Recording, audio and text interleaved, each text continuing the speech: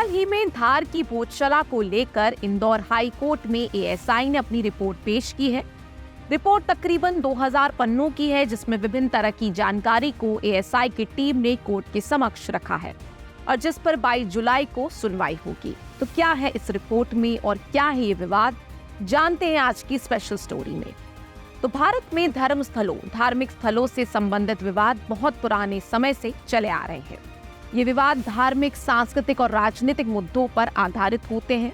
कुछ मुख्य धर्मस्थल विवाद की अगर हम बात करें तो जैसे अयोध्या राम मंदिर, बाबरी मस्जिद विवाद, इस विवाद के बारे में हमने पहले ही काफी चर्चा की है कि यहाँ पर हिंदू मुस्लिम समुदायों के बीच विवाद है कि अयोध्या में विवाद था कि अयोध्या में भगवान राम के जन्मस्थल पर बाबरी मस्जिद का निर्माण हुआ था। इसके बाद से अब तक स्थल पे राम मंदिर का निर्माण के लिए और मस्जिद के बचे हुए हिस्से के लिए विवाद जो है चलता रहा था और अब जो है राम मंदिर बन चुका है। दूसरे अगर हम बात करें तो मथुरा कृष्ण जन्मभूमि की, तो मथुरा में कृष्ण जन्मभूमि के स्थान पर एक मस्जिद है जिस पर हिंदू समुदाय ने अपना अधिकार जाहिर किया है।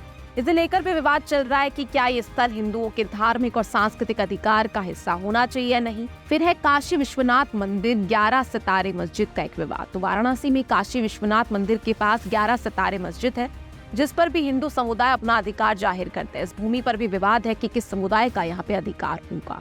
बता दें कि पिछले कुछ दिनों से धार की भोजशाला को लेकर एक याचिका इंदौर हाईकोर्ट में लगी थी। इस याचिका पर कोर्ट ने एएसआई को जांच कर रिपोर्ट कोर्ट के समक्ष पेश करने के आदेश दिए, लेकिन पिछले कुछ दिनों इंदौर हाई कोर्ट में सुनवाई हुई तो एएसआई ने रिपोर्ट पेश करने के लिए समय मांगा, जिस पर कोर्ट ने एएसआई को रिपोर्ट जल्द कोर्ट के समक्ष पेश करने के फरमान दिए।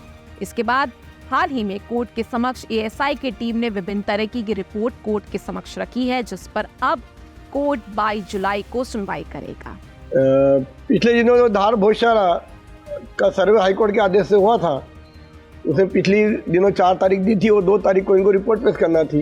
किसी कारण से सर्वे रिपोर्ट पूरी नहीं हुई थी तो इन्हें रिपोर्ट पेश करने के लिए 15 तारीख और उसके कोर्ट के लिए उन्होंने 22 तारीख दी थी।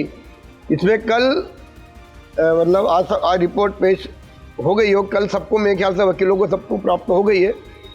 वह जब मैंने अपने वकील से चर्चा हुई तो उन्होंने ये 2500 पृष्ठों की लगभग पूरी रिपोर्ट है और ये अलग अलग विधाओं की अलग अलग उसकी फाइल बनी हुई है। सभी ने अपने जैसे मशीन के द्वारा या कह सकते हैं कि कार्बन डेंटिंग वालों ने अपनी रिपोर्ट दी है और इस प्रकार की जितनी भी जांचें हुई उन जांचों की अलग रिपोर्ट में सब टोटल मिला करके 10,000 पृष्ठों की रिपोर्ट हुई है 5 पैकिंग में। और उसके बाद सर्वे टीम ने अपनी समरी तय करी है।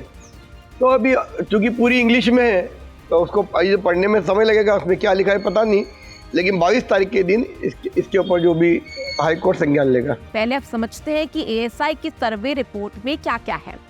तो बता दें कि कोर्ट में एएसआई की टीम ने सर्वे रिपोर्ट जो पेश की है उसमें विभिन्न तरीके के अवशेष मिले हैं, उसके बारे में जानकारी दी है। साथ ही जो है कई खंडित प्रतिमाएं भी हैं, जिसमें 4 भुजा भगवान गणेश जी की प्रतिमा के साथ ही कई प्रतिमाएं मिली है। इसकी जानकारी भी एएसआई की टीम ने कोर्ट के समक्ष रखी है। इस दौरान एएसआई की टीम को मिली है इसकी विस्तृत जानकारी भी एएसआई ही की टीम ने कोर्ट के समक्ष रखी है। साथ ही धार की भोजशाला में जो खंबे मौजूद है वह कितने सालों पुराने हैं और किन पत्थरों का उपयोग कर धार की भोजशाला का निर्माण करवाया गया है, इसका भी जिक्र उस रिपोर्ट में किया गया है। फिलहाल जो रिपोर्ट कोर्ट के समक्ष एएसआई की टीम ने रखी है उससे अब 22 जुलाई को कोर्ट में उसकी सुनवाई होगी।